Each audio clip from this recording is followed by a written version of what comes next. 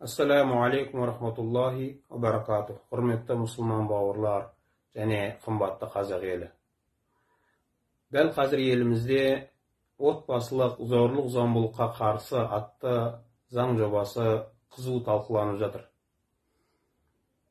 Мен де Қазақстан азаматы ретінде, әке ретінде және өзінің бала-шағасының, ұрпағының болашағын уайымдайтын ата-ана ретінде бұл заңды қарап көрдім. Және біздің мұсылмандыққа да, біздің ата-бабамыздың салт дәстүріне де, мінез құлқына да сай келмейтін, тура келмейтін, ақылға сыймайтын баптарын байқадым. Бұл баптарды біздің құзырлы органда отырған ағаларымыз да байқады деп үміттенемін. Қазақ атамыз айтатын, балаңды аясаң, аяма дейтін. Бұл заң бізді осы құқықтан айырмақшы. Қалай ойлайсыз? Ешқандай ата-ана өзінің бала-шағасының болашағына балта шабатындай ұрып соқпайды. Ешқандай ата-ана өзінің бала-шағасын жаман болсын деп ұрмайды.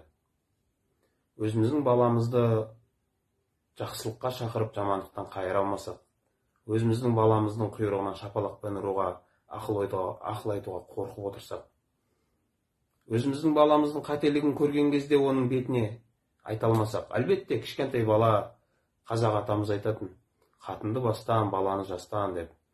Кішкентай бала жай сөзге түсінбейтін жағдайлар болады.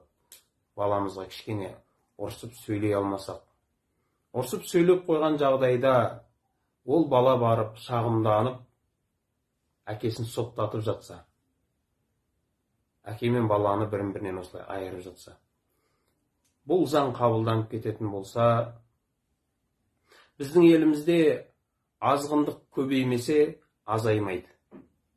Онсыз да мына азғындаған заманда талай отбасылар бала-шағасынан зиян шегіп, талай ата-аналар жүрегі жаралы болып отқан кезде, мынау заң қабылданып кететін болса, біздің елімізде отбасылық қайшылықтар көбеймесе, онда азаймайды. Сөз соңында осы құзырлы органда отырған ағаларымызға және халық қалаулылары, халқымыз үміттеніп, үміт артып, үмітімізді ақтайды деп сайлауда даусын беріп сайлаған депутат ағаларымызға Алла тағала тауфиқ хидаят беріп, дәл осы қиын қыстау заманда осы мәселеге қатысты дұрыс шешім қабылдайды деп үміттенеміз. Елдің үмітін ақтайды деп үміттенеміз. Әлбетте мен жеке бұл заңға түбегейлі қарсымын және бүкіл қазақ елі бұл заңға қарсы деп ойлаймын. Алла тағала елімізге тыныштық берсін, амандық берсін.